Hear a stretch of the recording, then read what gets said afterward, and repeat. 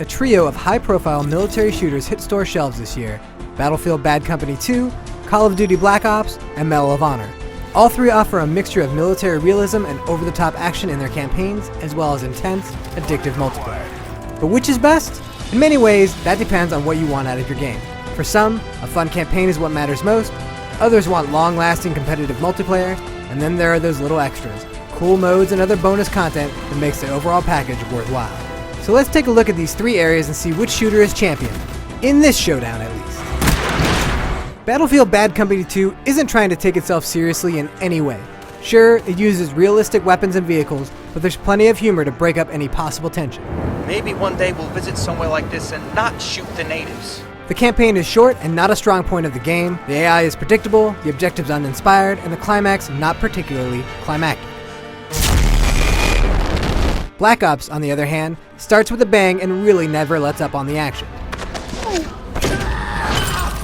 There are plenty of issues, including a seemingly impossible mission in Quezon that no one could figure out. Pro tip, kick over the f***ing barrel. What Black Ops lacks in interesting objectives, it makes up for with Michael Bay-style set pieces and a ludicrous plot that involves JFK, Castro, and heaps of LSD. For all its issues, it's still a hell of a lot of fun. Speaking of not having fun, last we have Medal of Honor. To call the single-player experience a train wreck is a mercy.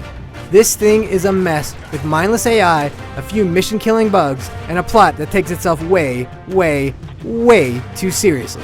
Rabbit, mark the gate for a strike. The Taliban is bad, agreed, but either have some fun or make it so realistic that I feel like I've been at war. Failing either just makes for a very bland experience. None of the single-player experiences are exactly highlights of these games, but by far, the most fun was Call of Duty Black Ops. Short, sweet, and full of explosions. Plus, it has Ice Cube in it because it's a historical piece starring people who once had relevance. We got a tank! Here's where things get interesting. Bad Company 2 offers up class-based multiplayer where teamwork is absolutely essential. While the leveling system could have been more interesting, this is the only game of the three that puts an emphasis on filling a role within a team. Big maps full of heavily armored vehicles and fully destructible buildings make this a winner, even if it can be a haven for snipers at times. For more of the familiar, you can try Call of Duty Black Ops on for size. It takes a lot of what Modern Warfare 2 did so well and adds some extra wrinkles. Even in the objective-based games, teamwork is more or less optional if you have the skill with a gun or are packing a big stick. It's tough to say if forcing people to use in-game credits to buy unlocked items makes a lot of sense, but the weapons and kill streaks are at least better balanced than Modern Warfare 2. And the maps are the best of the three military shooters. Nuketown, we love you. The only trouble is that getting into a game and staying in a party are almost impossible, making what would be an awesome online experience often way too frustrating. I know, sure, save the weakest for last. The best thing Medal of Honor has going for it is its multiplayer, but it's more or less a stripped-down version of Bad Company 2. Fewer vehicles and less destruction in the environments, though the objective-based missions do stand on their own. In the end, Medal of Honor's multiplayer feels like 75% of Bad Company 2 with some heavy influencing from Call of Duty. So why bother when you can buy one of those other games for the same price? Saying it's a toss-up between Bad Company 2 and Black Ops is a cop-out, so we'll give the nod to Battlefield, because it's doing something more original and refreshing. And when you have a full squad cooperating, it's a far more rewarding experience. Bad Company 2 doesn't offer anything outside of the campaign and the multiplayer on the disc, unless you buy the recently released Ultimate Edition, which adds in the excellent downloadable title Battlefield 1943. Not exactly the most impressive package. While the original disc didn't offer anything more, there's been plenty of worthwhile post-release support.